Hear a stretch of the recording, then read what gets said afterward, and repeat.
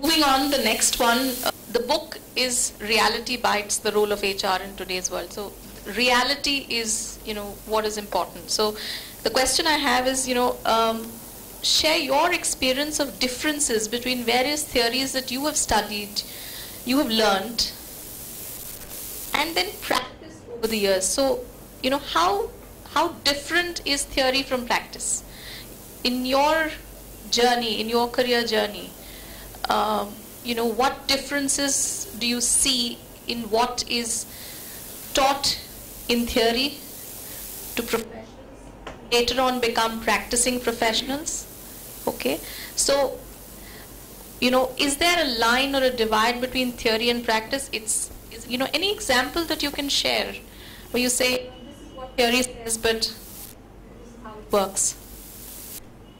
Now, my experience, and I've been on both sides of the world, teaching in business management schools, also at the same time running a corporate career, so I have faced both kinds of situations.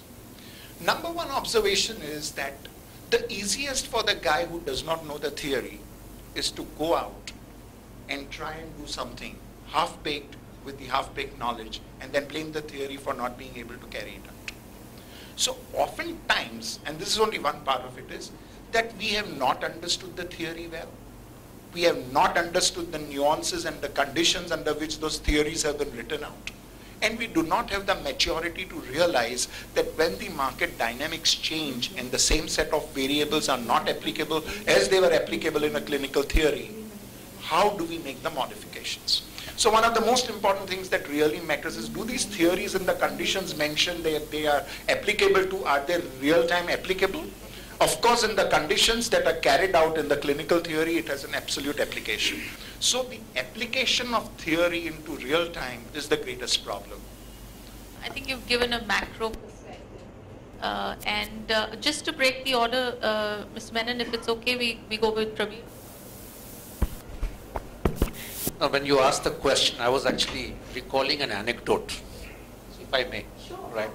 It doesn't directly answer your question, but it kind of supports Adil's point, which is no different than what I'm going to say.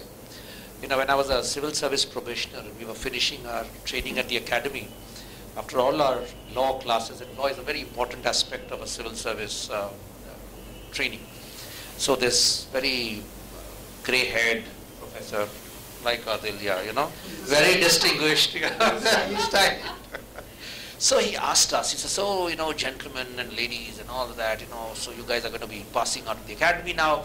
So tell me, you'll be in front of a mob, a violent mob of 5,000 people. What will you guys do? Now look at the conditioning. Here is a professor of law asking a question.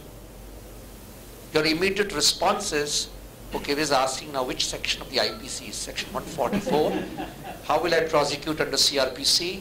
Which section of, etc., etc. So we all started raising our hands, bright boys and girls, how to take our charges. And this very seasoned professor kept smiling. Interesting. Are you sure? Oh, very good, very good. Finally, he kind of stepped back and said, please remember, when you're in a situation like this, only two things work. Either presence of mind or absence of body. There is no third alternative. A lot of value of understanding theory, there's a lot of wisdom. But at the end of the day, we should not be a prisoner to the theory. The organization, you're not doing an academic response, right? No one is checking. I'm sure Prasad is not going to ask the guy, okay, tell me which theory of this is kind of, he wants a common sense response, something which helps resolve a problem. And if the theory helps you, leverage it. If it is counterintuitive, but you still want to do it, you must do it, because that's how you disrupt. That's how you bring in a new wave of thinking. So if you ask me now theories, I will have to appear intelligent and remember, but the fact of the matter is, it doesn't show anything whether you remember the Maslow's hierarchy in a certain way or not. The fact is, if you understand psychology and it makes sense, leverage it. If you want to tweak it, so be it.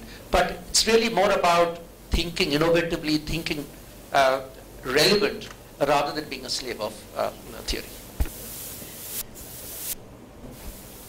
I don't know any theories.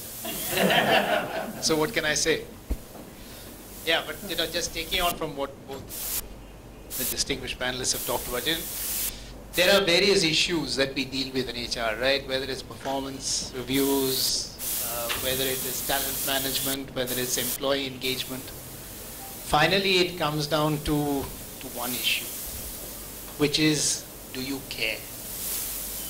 And if you care, people and your employees, you will have a deeper understanding of what is to be done in HR than all the theories.